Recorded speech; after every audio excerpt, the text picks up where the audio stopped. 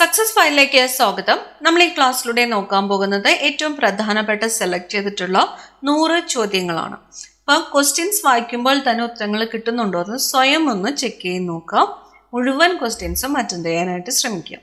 Start ചെയ്യാം. ആദ്യത്തെ ചോദ്യം, ഇന്ത്യയിൽ ഗിരികന്ധരങ്ങൾ സൃഷ്ടിക്കുന്ന ഏക നദി ഏതാണ്? ഇന്ത്യയിൽ ഗിരികന്ധരങ്ങൾ സൃഷ്ടിക്കുന്ന നദി ഏതാണ്? സിന്ധു നദിയാണ്. സിന്ധു നദി. ദക്ഷിണ നളന്ദ എന്നറിയപ്പെടുന്നത്? ദക്ഷിണ നളന്ദ. കാന്തള്ളൂർ ശാലയാണ്. കാന്തള്ളൂർ ശാലയാണ് ദക്ഷിണ നളന്ദ എന്ന് അറിയപ്പെടുന്നത്.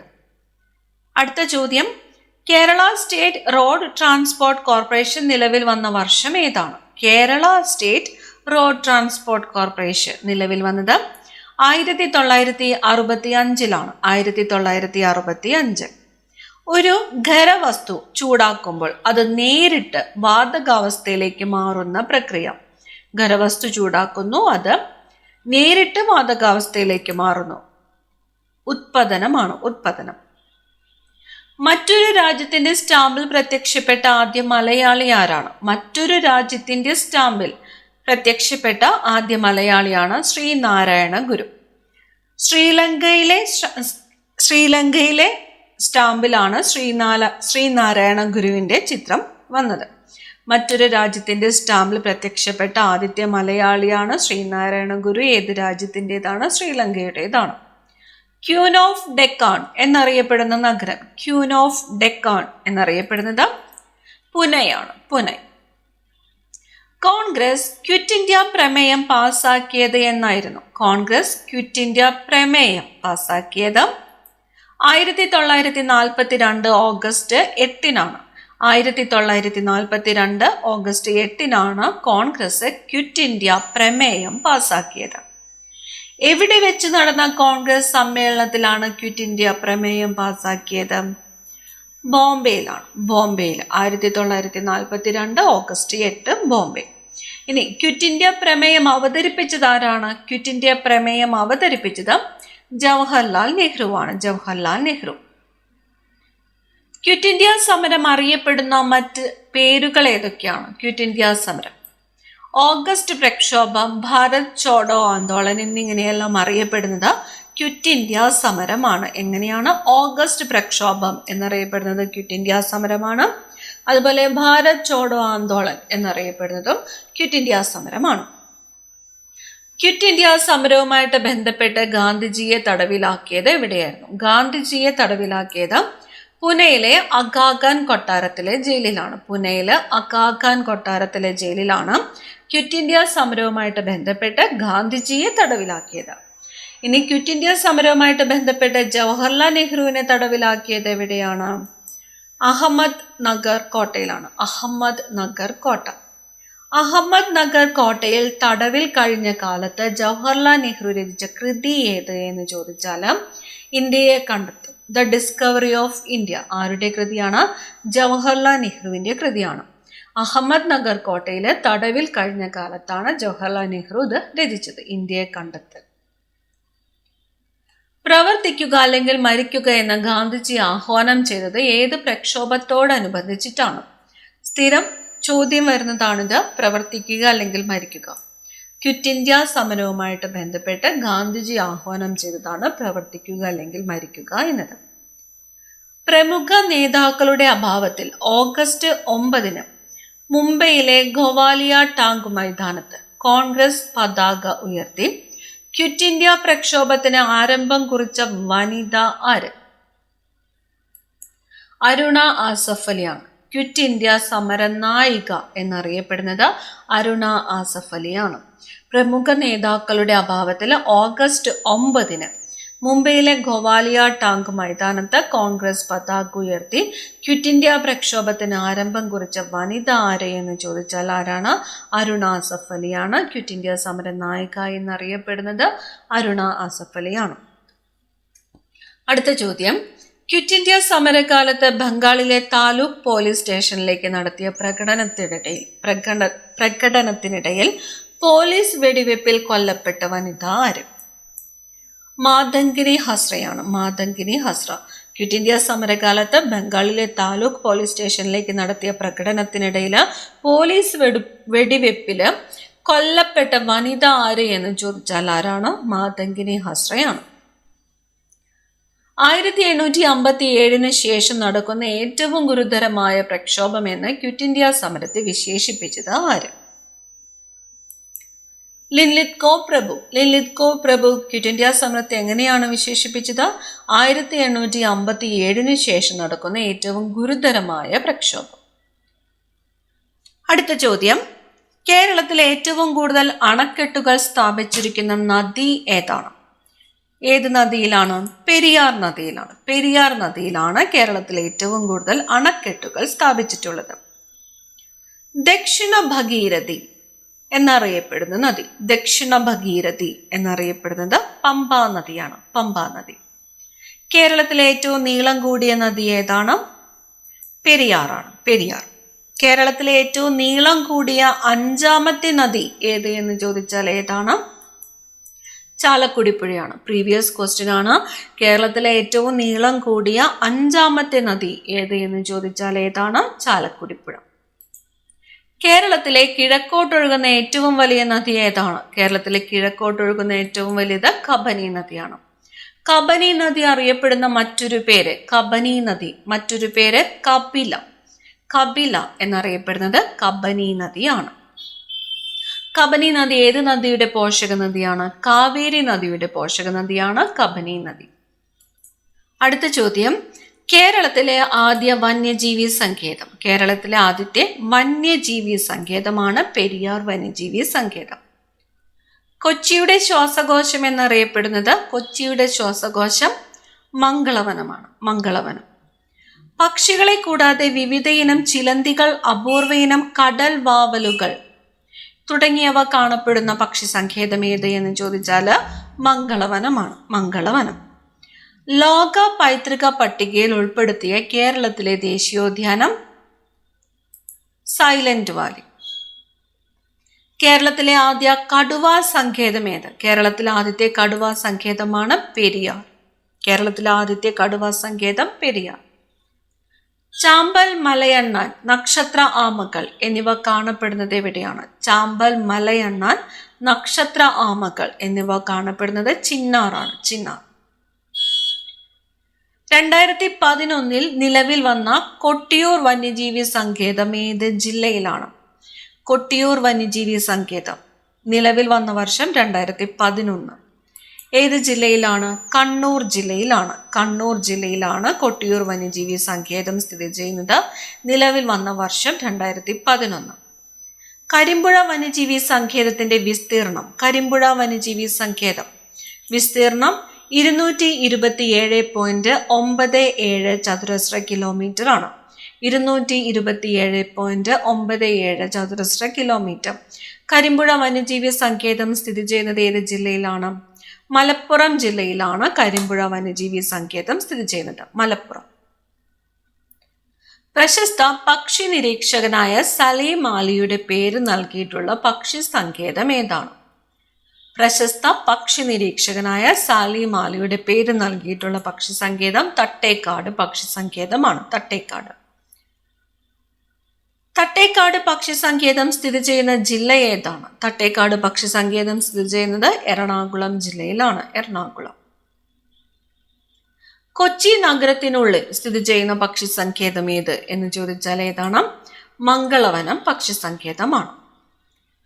കടലിൽ എണ്ണ കലരുന്നത് മൂലമുണ്ടാകുന്ന മലിനീകരണം തടയുവാൻ ഉപയോഗിക്കുന്ന ബാക്ടീരിയയാണ് സൂപ്പർ ബഗ്. സൂപ്പർ ബഗ് ബാക്ടീരിയയെ കണ്ടുപിടിച്ചതാരാണ്? ആനന്ദ് മോഹൻ ചക്രവർത്തിയാണ്. ആനന്ദ് മോഹൻ ചക്രവർത്തി. ഇന്ത്യയെയും ശ്രീലങ്കയെയും വേർതിരിക്കുന്ന കടലിടുക്ക് ഏതാണ്? ഇന്ത്യയെയും ശ്രീലങ്കയെയും വേർതിരിക്കുന്നു പാക് കടലിടുക്ക്. പാക് കടലിടുക്ക് ഇന്ത്യയെയും ശ്രീലങ്കയെയും വേർതിരിക്കുന്നു. പട്ടിക ജാതിക്കാർ കൂടുതലുള്ള കേരളത്തിലെ ജില്ല ഏതാണ്? പട്ടിക ജാതിക്കാർ ഏറ്റവും കൂടുതലുള്ളത് പാലക്കാട് ജില്ലയിലാണ്. പട്ടിക വർഗക്കാർ ഏറ്റവും കൂടുതലുള്ള ജില്ലയാണ് വയനാട്. പട്ടിക ജാതിക്കാർ കൂടുതലുള്ളത് പാലക്കാട്, പട്ടിക വർഗക്കാർ കൂടുതലുള്ളത് വയനാട്.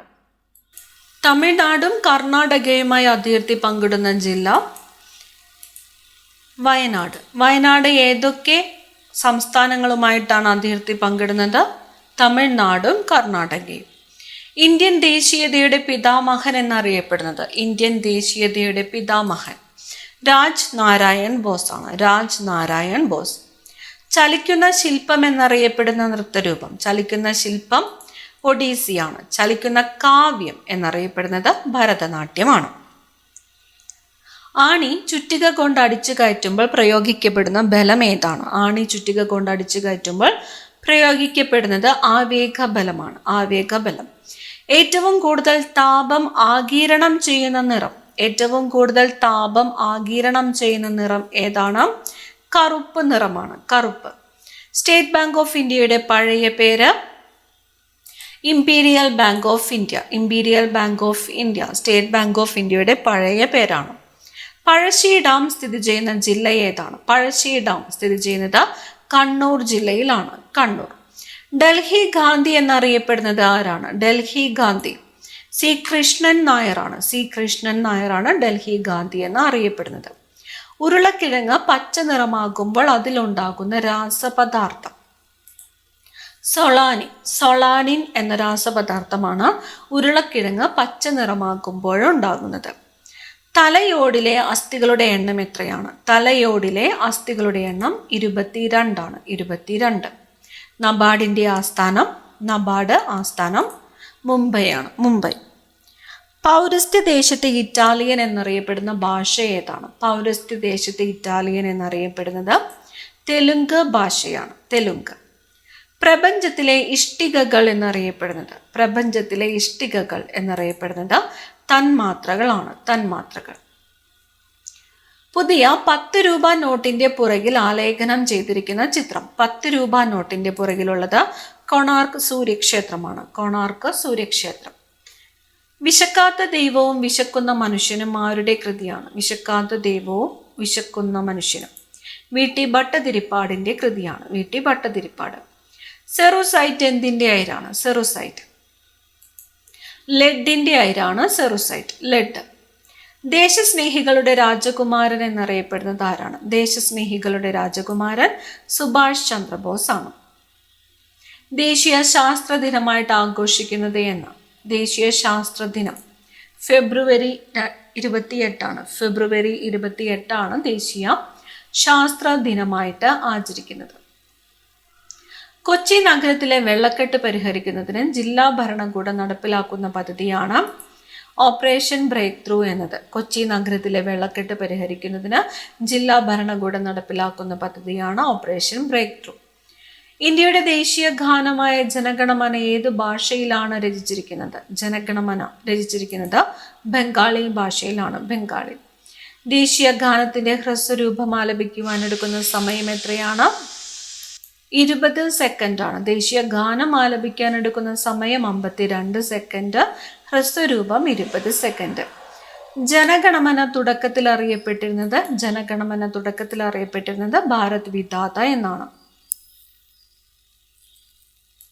അടുത്ത ചോദ്യം, ബൊഹീമിയൻ ചിത്രങ്ങൾ ആരുടെ രചനയാണ്? ബൊഹീമിയൻ ചിത്രങ്ങൾ എസ്.കെ. പൊറ്റക്കാടിന്റെ രചനയാണ് ബൊഹീമിയൻ ചിത്രങ്ങൾ. ഫോസിലുകളില്ലാത്ത ശിലകളാണ് ആഗ്നേയ ശിലകൾ. പ്രാഥമിക ശിലകൾ എന്നറിയപ്പെടുന്നത് ആഗ്നേയ ശിലകളാണ്. ഫോസിലുകളില്ലാത്ത ശിലകളാണ് ആഗ്നേയ ശിലകൾ. കേരള കായിക മേഖലയിൽ നൽകുന്ന പരമോന്നത പുരസ്കാരമാണ് GV രാജ പുരസ്കാരം. ഗോദവർമ്മ രാജ പുരസ്കാരം. GV രാജ അല്ലെങ്കിൽ ഗോദവർമ്മ രാജ പുരസ്കാരമാണ് കേരള കായിക മേഖലയിൽ നൽകുന്ന പരമോന്നത പുരസ്കാരം. ഇന്ത്യൻ ഫുട്ബോളിന്റെ കളിത്തൊട്ടിൽ എന്നറിയപ്പെടുന്നത് കേരളമാണ്. ഇന്ത്യൻ ഫുട്ബോളിന്റെ മക്ക എന്നറിയപ്പെടുന്നത് കൊൽക്കത്ത. ഇന്ത്യൻ ഫുട്ബോളിന്റെ കളിത്തൊട്ടിൽ കേരളം, മക്ക കൊൽക്കത്ത. ലക്ഷദ്വീപ് സമൂഹത്തിൽ എത്ര ദ്വീപുകളുണ്ട്? ലക്ഷദ്വീപ് സമൂഹത്തിലെ ദ്വീപുകളുടെ എണ്ണം 36 36. നീലഗിരിയിൽ വസിക്കുന്ന ഗോത്രവിഭാഗമാണ് തോഡർ. തൊണ്ടമുള്ള എന്നറിയപ്പെടുന്ന രോഗം? തൊണ്ടമുള്ള എന്നറിയപ്പെടുന്നത് ഡിഫ്തീരിയയാണ്. ഡിഫ്തീരിയ. അസുറൈറ്റ് ഏത് ലോഹത്തിന്റെ അയിരാണ്? അസുറൈറ്റ് ചെമ്പിന്റെ അയിരാണ് അസുറൈറ്റ്, ചെമ്പ്. ബ്രൗൺ കോൾ എന്നറിയപ്പെടുന്നത് ലിഗ്നൈറ്റ് ആണ്, ലിഗ്നൈറ്റ്. ജമ്മു കാശ്മീർ പുനഃസംഘടനാ ബിൽ അവതരിപ്പിച്ചത് അമിത് ഷായാണ്, അമിത് ഷാ. രാസസൂര്യൻ എന്നറിയപ്പെടുന്ന ലോഹം? രാസസൂര്യൻ മഗ്നീഷ്യമാണ്, മഗ്നീഷ്യം. മേഘങ്ങൾ ഏറ്റവും കൂടുതൽ കാണപ്പെടുന്ന അന്തരീക്ഷ പാളി ട്രോപ്പോസ്ഫിയർ ആണ്, ട്രോപ്പോസ്ഫിയർ. ഇന്ത്യയുടെ ആദ്യത്തെ കൃത്രിമോപഗ്രഹം ആര്യഭട്ടയാണ്, ആര്യഭട്ട. എല്ലാ ആസിഡുകളിലും അടങ്ങിയിരിക്കുന്ന മൂലകം ഹൈഡ്രജൻ ആണ്. ഇന്ത്യയുടെ വടക്കേ അറ്റം എന്ന് വിശേഷിപ്പിക്കപ്പെടുന്ന ഹിമാലയത്തിലെ പ്രദേശം ഏത്? ഇന്ത്യയുടെ വടക്കേ അറ്റം ഇന്ദിരാക്കോൾ ആണ്, ഇന്ദിരാക്കോൾ ഇന്ത്യയുടെ വടക്കേ അറ്റം. പട്ടുനൂൽ വ്യവസായത്തിൽ ഒന്നാമതുള്ള സംസ്ഥാനം ഏതാണ്? പട്ടുനൂൽ വ്യവസായത്തിൽ ഒന്നാമതുള്ളത് കർണാടകയാണ്, കർണാടക. ദുർഗാപൂർ സ്റ്റീൽ പ്ലാന്റ് ഏത് സംസ്ഥാനത്താണ് സ്ഥിതി ചെയ്യുന്നത്? ദുർഗാപൂർ സ്റ്റീൽ പ്ലാന്റ് സ്ഥിതി ചെയ്യുന്നത് പശ്ചിമ ബംഗാളിലാണ്, പശ്ചിമ ബംഗാൾ. കണ്ടൽ വനങ്ങളുടെ വളർച്ചയ്ക്ക് ഏറ്റവും അനുയോജ്യമായ മണ്ണിനമാണ് പീറ്റ് മണ്ണ്. കണ്ടൽ വനങ്ങളുടെ വളർച്ചയ്ക്ക് ഏറ്റവും അനുയോജ്യമായ മണ്ണിനം പീറ്റ് മണ്ണാണ്. ഏറ്റവും കൂടുതൽ കശുവണ്ടി ഫാക്ടറികളുള്ള ജില്ല ഏതാണ്? ഏറ്റവും കൂടുതൽ കശുവണ്ടി ഫാക്ടറികളുള്ളത് കൊല്ലം ജില്ലയിലാണ്. JC ഡാനിയൽ പുരസ്കാരം നേടിയ ആദ്യ വനിത? JC ഡാനിയൽ പുരസ്കാരം ആറന്മുള പൊന്നമ്മയാണ്. JC ഡാനിയൽ പുരസ്കാരം നേടിയ ആദ്യത്തെ വനിതയാണ് ആറന്മുള പൊന്നമ്മ. അടുത്ത ചോദ്യം, വിറ്റാമിൻ B1 രാസനാമം ഏത്? Vitamin B1 thiamine. Vitamin B1 രാസനാമമാണ് തയാമിൻ. ഭൂമിയുടെ അകക്കാമ്പിൽ ഏറ്റവും കൂടുതലായിട്ട് കാണപ്പെടുന്ന ലോഹം? ഭൂമിയുടെ അകക്കാമ്പിൽ ഏറ്റവും കൂടുതലായിട്ട് കാണപ്പെടുന്ന ലോഹം ഏതാണ്? ഇരുമ്പാണ്, ഇരുമ്പ്. പസഫിക് സമുദ്രത്തിൽ ഇടയ്ക്കിടെ ഉണ്ടാകുന്ന ഉഷ്ണജല പ്രവാഹം ഏത് പേരിൽ അറിയപ്പെടുന്നു? പസഫിക് സമുദ്രത്തിൽ ഇടയ്ക്കിടെ ഉണ്ടാകുന്ന ഉഷ്ണജല പ്രവാഹമാണ് എൽ നിനോ. ഭൂമിയുടെ അന്തരീക്ഷ പാളികളിൽ ഏറ്റവും മുകളിലുള്ളത് ഏതാണ്? ഏറ്റവും മുകളിലുള്ളത് എക്സോസ്ഫിയർ ആണ്, എക്സോസ്ഫിയർ. നമ്പൂതിരിയെ മനുഷ്യനാക്കുക എന്ന മുദ്രാവാക്യമായി സ്വീകരിച്ച സംഘടന ഏത്? യോഗക്ഷേമ സഭ. വയനാട്ടിലേക്കുള്ള കുടിയേറ്റം ആധാരമാക്കി SK പൊറ്റക്കാട് രചിച്ച നോവൽ ഏതാണ്? വിഷകന്യക. നോവലിന്റെ പേര് വിഷകന്യക. വയനാട്ടിലേക്കുള്ള കുടിയേറ്റം ആധാരമാക്കിയിട്ട് ആരാണ് ഈ നോവൽ രചിച്ചത്? SK പൊറ്റക്കാടാണ്. സൗരവാതത്തിൽ നിന്നും ഭൂമിയെ സംരക്ഷിക്കുന്നത് എന്താണ്? സൗരവാതത്തിൽ നിന്നും ഭൂമിയുടെ കാന്തിക മണ്ഡലമാണ്, ഭൂമിയുടെ കാന്തിക മണ്ഡലം. മാൻഡിൽ, അകക്കാമ്പ് എന്നിവയുടെ അതിർവരമ്പ് അറിയപ്പെടുന്ന പേര്? മാൻഡിലിന്റെയും അകക്കാമ്പിന്റെയും അതിർവരമ്പ് അറിയപ്പെടുന്നത് ഗുട്ടൻബർഗ് വിച്ഛിന്നത എന്നാണ്, ഗുട്ടൻബർഗ് വിച്ഛിന്നത. വസ്തുക്കൾക്ക് ഏറ്റവും കൂടുതൽ ഭാരം അനുഭവപ്പെടുന്ന ഗ്രഹം ഏതാണ്? വസ്തുക്കൾക്ക് ഏറ്റവും കൂടുതൽ ഭാരം അനുഭവപ്പെടുന്നത് വ്യാഴത്തിലാണ്. ചോളത്തിൽ നിന്നും വേർതിരിച്ചെടുക്കുന്ന സസ്യ എണ്ണ ഏതാണ്? ചോളത്തിൽ നിന്നും മാർഗറിൻ. മിസ് വേൾഡായ ആദ്യത്തെ ഇന്ത്യക്കാരിയാണ് റീത്ത ഫരിയ. കേരളത്തിലെ റെയിൽവേ സിറ്റി എന്നറിയപ്പെടുന്ന നഗരം? റെയിൽവേ സിറ്റി എന്നറിയപ്പെടുന്നത് ഷൊർണൂറാണ്, ഷൊർണൂർ. കേരളത്തിലെ റെയിൽവേ സിറ്റി ഷൊർണൂർ. കേരളത്തിൽ നിന്നും കർണാടകയിലേക്ക് ഒഴുകുന്ന നദി ഏതാണ്? കേരളത്തിൽ നിന്നും കർണാടകയിലേക്ക് ഒഴുകുന്നു കബനി നദി. കറുത്ത ചന്ദ്രൻ എന്നറിയപ്പെടുന്ന ചൊവ്വയുടെ ഉപഗ്രഹം ഏതാണ്? കറുത്ത ചന്ദ്രൻ എന്നറിയപ്പെടുന്ന ചൊവ്വയുടെ ഉപഗ്രഹമാണ് ഫോബോസ്. ഈ ക്ലാസ്സിലെ അവസാനത്തെ ചോദ്യം, ലിബു ലേക്ക് ചുരം ഏത് സംസ്ഥാനത്തിലാണ്? ലിബു ലേക്ക് ചുരം ഉത്തരാഖണ്ഡിലാണ്, ഉത്തരാഖണ്ഡ്. ഏറ്റവും പ്രധാനപ്പെട്ട 100 ചോദ്യങ്ങളാണ് ഈ ക്ലാസ്സിലൂടെ നോക്കിയത്. കൂടുതൽ പ്രധാനപ്പെട്ട ചോദ്യങ്ങളുമായി അടുത്ത ക്ലാസ്സിൽ കാണാം. താങ്ക്